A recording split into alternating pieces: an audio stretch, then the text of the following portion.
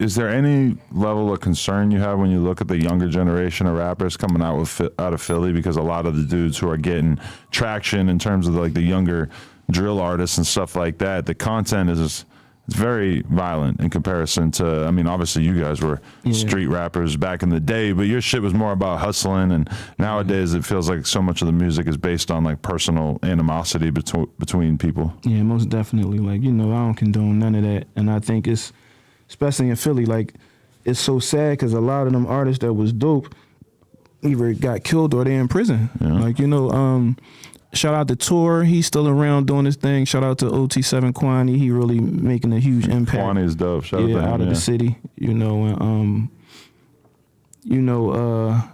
but a lot of them fell to the wayside, man, you know, and it don't really make that much sense to me to go shoot somebody and rap about it.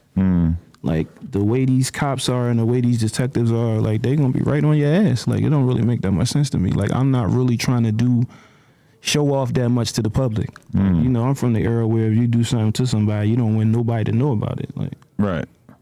That's one thing I always think about when I go back to sort of golden age, like 90s, 2000s era rap. It's like, I'm sure people had all kinds of problems with each other, but nobody really was mentioning each other unless it was another rapper, which is probably something we need to go back to. I just think, like, you know, I also don't know what they're going through, you know, with each other and what's the level of how things have been, you know, escalated. But I really think like a lot of that nonsense needs to come to a halt, because the end results is either you in jail or you dead. You're not even able to make money to take care of your family from jail.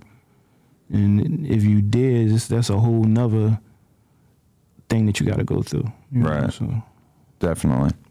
Well, they're rushing me along here. I know you got a bunch more obligations throughout the day, but thank you so much for the interview. And honestly, it's just amazing to see how strong you are in the face of so much adversity. I appreciate you, man. Like I didn't even know that you was a fan. Like I watch you. Of course, you popular. You know, and I keep up with everything that you got going on. So to hear that you're a fan means a lot to me, man. No, for sure. Since high school, since '99, right? Like I don't even know when I first started listening to y'all, but for sure, it's some of my favorite stuff throughout life. You, but I got one messy ass question that I got to ask before we go. Go ahead, shoot.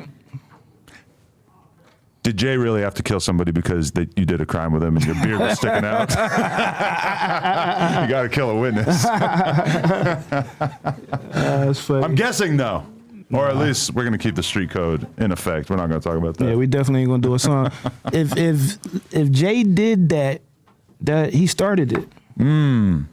He started it. It's his fault. All the drill rappers killing each other because he killed somebody. Perhaps. Because my beard was sticking out. You gotta tuck that beard back in.